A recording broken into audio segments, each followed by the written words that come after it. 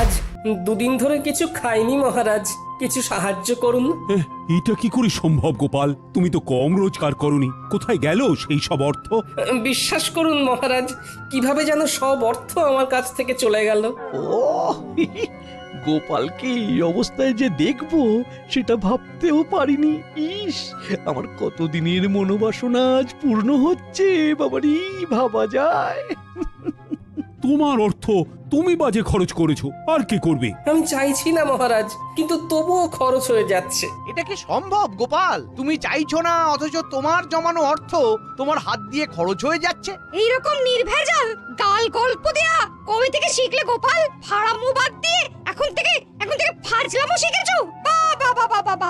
গোপাল কোনো বিপদের মধ্যে পড়েছে, নইলে গোপাল তো মিতব্যয়ী, কোনো বাজে খরচ করে না। মহারাজ, আমি আপনাকে গোপালের পেছনে আর কোনো অর্থ ব্যয় করতে করজোরে নিষেধ করছি। আমারও তাই মত মহারাজ, দয়া করে আপনি আর একটি মোহরও দেবেন না। আমারও তাই মত। গোপালকে আর কোনো অর্থ দেওয়া মানে ফসে ঘি ঢালা। কি হে বিজ্ঞানী, তোমার কি মত? আমার একটাই কথা বলার আছে মহারাজ, গোপাল তো মিতব্যয়ী, ও কোনো বাজে খরচ করে না। তাহলে আজ গোপালের এই অবস্থা কেন? গোপালের জীবনে কি এমন ঘটনা ঘটলো যাতে গোপাল এই অবস্থায় নেমে এলো? মতিভ্রম বলে একটা কথা আছে, জানো তো বিজ্ঞানী? দূর করে দিন মহারাজ, দূর করে দিন। যাও গোপাল যাও, তুমি বরং বাড়ি যাও, আবার তোমার পুরনো ব্যবসা নিয়ে হাটে মাঠে বসো। আমি আর তোমাকে কোনো সাহায্য করতে পারবো না। যাও, আর দাঁড়িয়ে থেকো না। তাহলে আপনি আর সাহায্য করবেন না? না গোপাল, আমার সব সভাসদেরাই তোমাকে সাহায্য করার বিরুদ্ধে। আমি তাদের বিরুদ্ধে গিয়ে তোমাকে তো সাহায্য করতে পারবো না। আপদ গেল। দিদি দিদি গো, এইটুকু নাও, কিছুদিন চালাও, এর মধ্যে দেখবে গোপাল দাদা ঠিক দাঁড়িয়ে যাবে। এই মোহর কটা রাখো, কাজে দেবে। কোথা থেকে কি হলো? কিচ্ছু বুঝতে পারছি না পুটির মা। একটা মানুষ রাতারাতি এইরকম ভাবে বদলে যায়। দিদা, আমি বলছি দেখো, গোপাল দাদু আবার ঠিক আগের মতো হয়ে যাবে। গোপাল দাদুকে দেখে আমাদের খুব কষ্ট হচ্ছে দিদা। সেই দিন দেখি ঢিল মেরে গাছ থেকে আম পেড়ে খাচ্ছে, আমাদের দিকে চোখ পড়তেই বলে খুব খিদে পেয়েছে তাই খাচ্ছি। ইস, এই দিনটাও দেখতে হচ্ছে আমায়। দিদি, গোপাল দাদা এখন কোথায়? রাজসভায় গেছে, দেখা যাক মহারাজ কিছু সাহায্য করতে পারেন কিনা।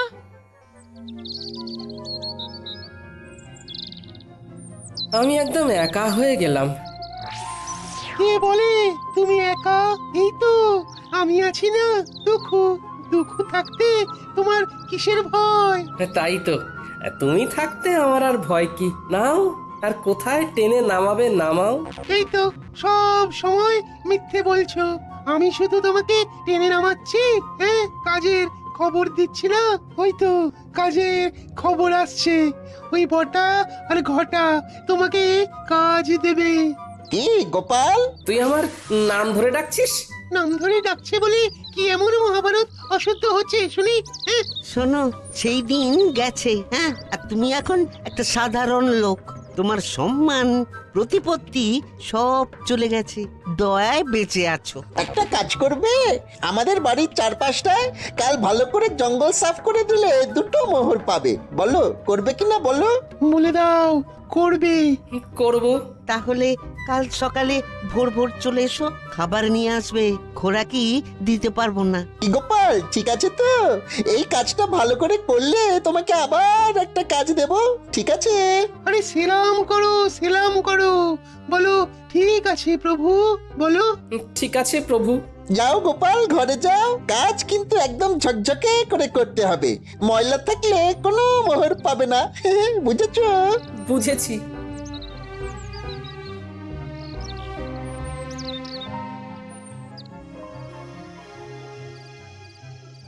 মহারাজ এ কি শুনছি? কি শুনলে তুমি যে এত উত্তেজিত হয়ে আমার কাছে এলে? দাসের মুখে শুনলাম গোপাল নাকি আপনার কাছে এসেছিল সাহায্যের জন্য। হ্যাঁ এসেছিল, আমি সাহায্য করিনি, কারণ আমার সভাসদেরা সবাই গোপালকে সাহায্য দেবার বিপক্ষে ছিল। গোপালের এই ভাগ্য বিপর্যয়ে আপনি ওর পাশে দাঁড়ালেন না মহারাজ, অথচ আপনার যখন বিপদ ঘটেছে তখন গোপাল সবটুকু দিয়ে আপনাকে সাহায্য করেছে। ও তার জন্য বেতন পেয়েছে, আর বেতনের বিনিময়ে ও কাজ করেছে। বাহ, খুব ভালো বলেছেন মহারাজ, খুব ভালো। আমি ঈশ্বরের কাছে প্রার্থনা করব যে আর কোনোভাবেই যেন গোপালের সাহায্য আপনার না লাগে। এতদিনে একটা ঠিকঠাক কাজ হয়েছে। ওহো, তোমার তুলনা নেই রাজ্যতীশী, তোমার তুলনা নেই। জ্যোতিষ মতে গোপালের এখন 7.5 চলছে, মানে কায়দা করে ওর জীবনে দুঃখটাকে এনে দিতে হবে। এ এখন লম্বা চলবে, লম্বা চলবে। কৃষ্ণনগরে গোপালের সম্মান নষ্ট হবে। কতজন কত চেষ্টা করেছে, কিন্তু তুমি যা করেছো তা আমি কোনোদিনও ভুলবো না। এবার আপনি আমাকে দেখবেন, আমি আপনাকে দেখেছি। গোপালকে চিরকালের মতো সরিয়ে দিয়েছি। এবার মহারাজ একা হয়ে গেছে। তখন গোপাল ছিল, এখন গোপাল নেই। এখন দুহাতে লুটে পুটে খাবো, কেউ বলার নেই। চলো বাজারে যাই, মোহর দ্বিগুণ করে আসি। বাজারে এত রাতে? আরে রাতের বাজারই তো আসল বাজার। চলো একটা মোহর নিয়ে চলো। বাজারে আবার এসব হয় নাকি? আরে বাজারে একটা জায়গা আছে, সেখানে একটা কল আছে। একটা মোহর দিলে তোমার ভাগ্যে যদি থাকে তাহলে ওই একটা মোহর থেকে 500 মোহর হাতে চলে আসবে। এই একটা কল, নাম হলো গেড়া কল। সত্যি বলছো? আমি তোমাকে কেন মিথ্যে বলবো বলো? হ্যাঁ, কিন্তু আমার কাছে তো কিছু নেই গো দুঃখু। চলো চলো হেসেলে চলো, তোমার গিন্নি কয়েকটা মোহর পেয়েছে, ওই পুটির মা দিয়ে গেছে। তোমার গিন্নি এখন নেই, এই সুযোগ। চলো মোহরগুলো নিয়ে নাও, তোমাকে ধনী মানুষ হতে হবে। বলছো? তাহলে চলো। কোথায় রেখেছে?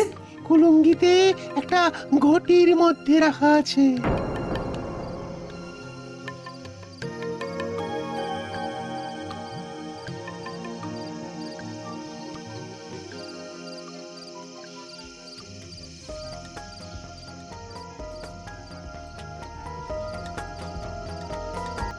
রান্নাঘরে মিনুর বাবাকে যেন যেতে দেখলাম।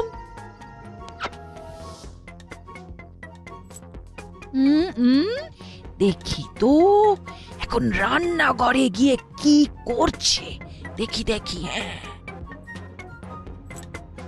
বলি হচ্ছেটা কি? আমার ঘরে শীত কাটছো? আমি যেটা বলছি সেইটা বলো। তুমি না আমার অর্ধাঙ্গিনী, তুমি তো আমার অর্ধেকটা। তুমি না আমার অর্ধাঙ্গিনী, তুমি তো অর্ধেকটা গো। এই থামো থামো, আমি কোথায় খাবার জোগাড় করতে হিমশিম খাচ্ছি আর তুমি আমার সঞ্চয় শীত কাটছো?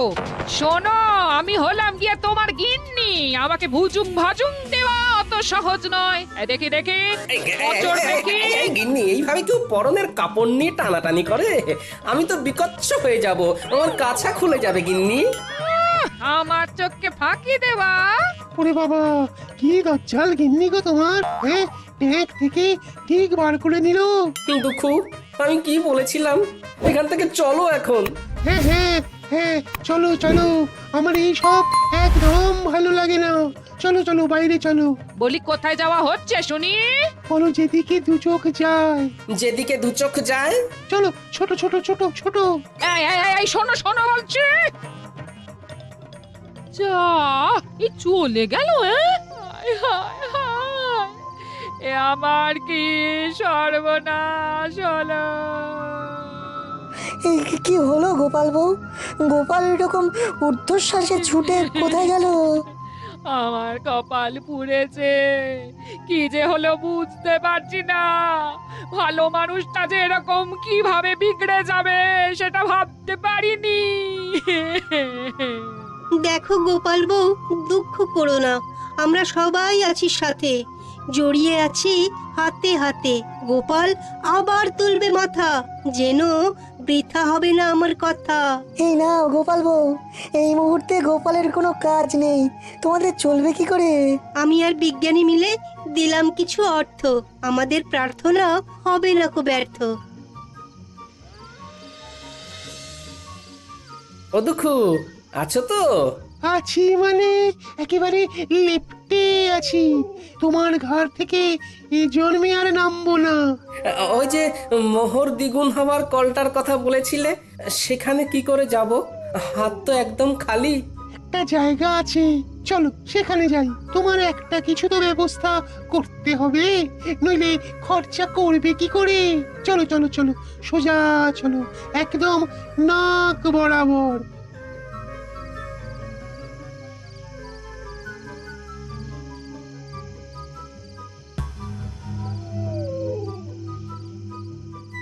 কি হলো?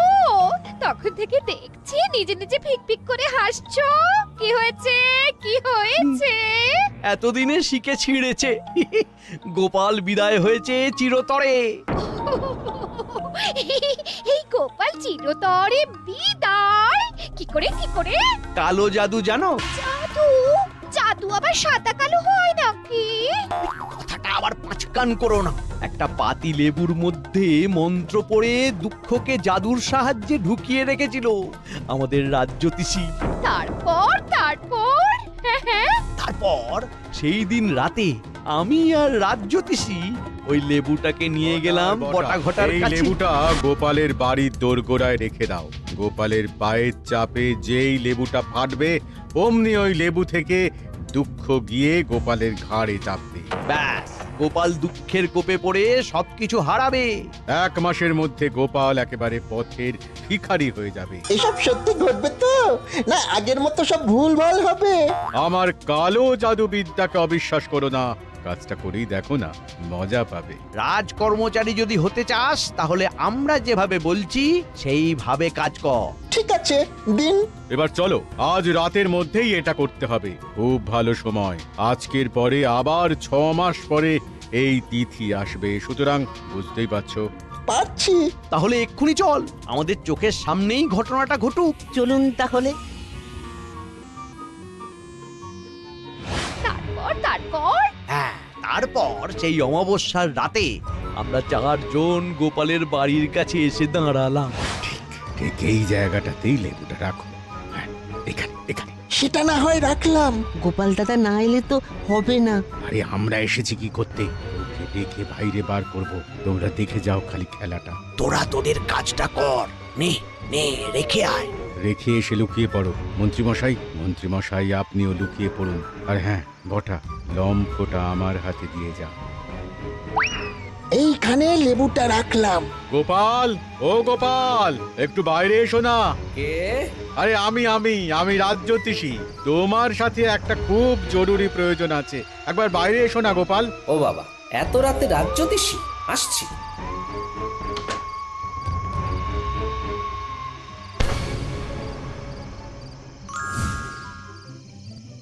ব্যাস, সেই দিন থেকে 1 সপ্তাহের মধ্যে গোপাল পুরো শেষ। আর গোপালের শেষ মানে আমার শুরু। এবার দেখো কিভাবে আমার সঞ্চয় বৃদ্ধি করব। প্রথমেই তোমাকে 7 নলি একটা হার দেব, বুঝেছো? সত্যি বলছো? সত্যি সত্যি সত্যি, এই 3 সত্যি।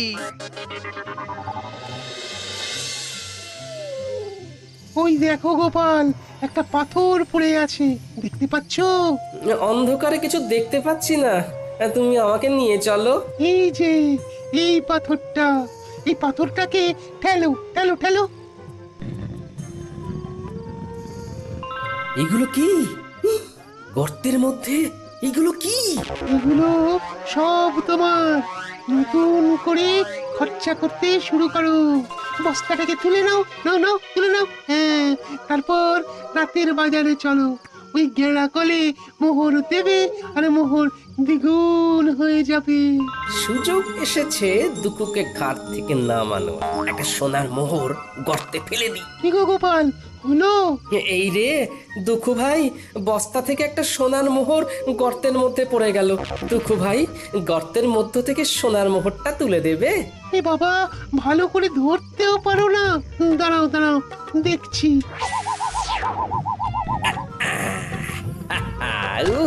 কি শান্তি! অবশেষে দুঃখ নামলো ঘাট থেকে। এবার শান্তি শান্তি, মহা শান্তি।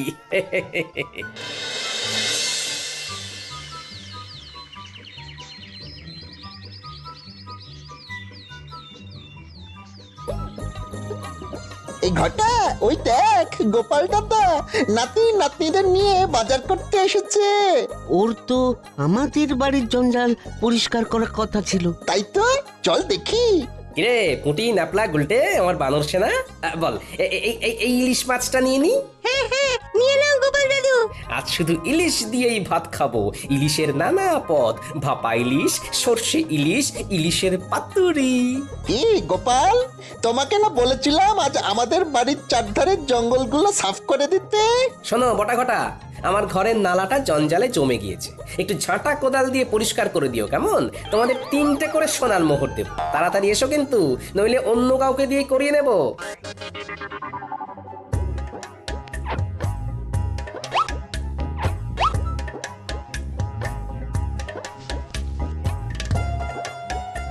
চল রে মানুষ না, আরো কত কি কেনার আছে। চল চল চল চল চল মন্ত্রী মশাইকে খবর দিয়ে আসি। আয় আয় আয় আয় আয় কাকা, আয় বগা, আয় আয় আয় আয়। মন্ত্রী মশাই, কাকা বকা ছাড়ুন। ঘটনাটা যা ঘটার তা ঘটে গিয়েছে। কি হয়েছেটা কি? গোপাল ইলিশ মাছ কিনছে। কি হলো? এই হিসেবটা তো মিলছে না। তোরা ঠিক দেখেছিস তো? আগে কথা বলেছি।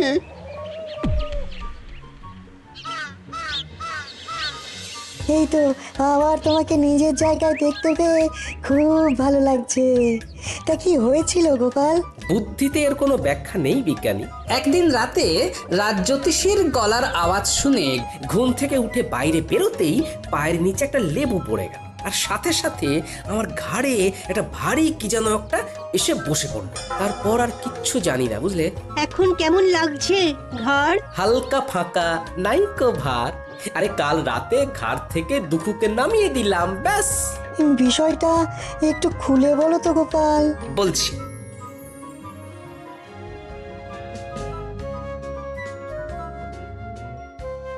শুনেছেন মহারাজ, গোপাল আবার নিজের জায়গায় ফিরেছে। আমি গোপালের বাড়ি যাচ্ছি, আপনিও আসুন। দাঁড়াও দাঁড়াও দাঁড়াও, সকাল থেকে আমিও শুনছি। ব্যাপারটা কি জানতে হবে। চলো চলো, তোমার সাথে আমিও যাব। গোপালের কেনই বা ভাগ্য বিপর্যয় হলো, আর কি করেই বা সেখান থেকে সে বেরিয়ে এলো, এটা জানাটা খুব দরকার। চলুন।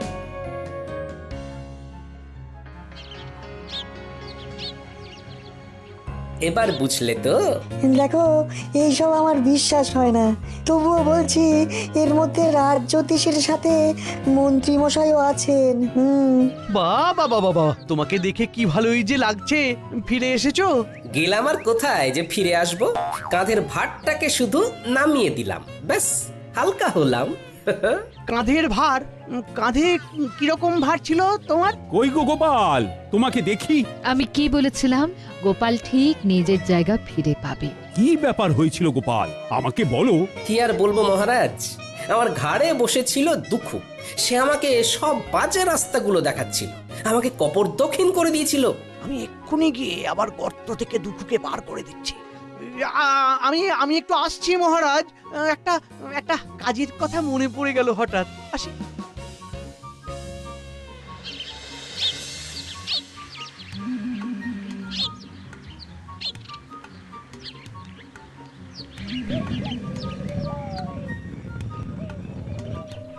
তুমি কে গো? আমি এই রাজ্যের মন্ত্রী দুঃখু, আমার ভাই। যাও যাও, আবার গিয়ে গোপালের ঘাড়ে চাপো, ওকে আবার সর্বশ্রান্ত করে দাও। তুমি ওকে এত উপকার করলে, ও তোমার ক্ষতি করলো দুঃখু। না, গোপালের কাছে আর যাব না, ও বড় ভয়ঙ্কর। তার চেয়ে তুমি বরং খুব ভালো। তুমি আমাকে মুক্ত করেছো, যে মুক্তি দেয় তাকে কি ছেড়ে যেতে হয়? হ্যাঁ, আজ থেকে আমি তোমার কাছে থাকবো। হ্যাঁ। বলো কি? না না না না দুঃখু, না না না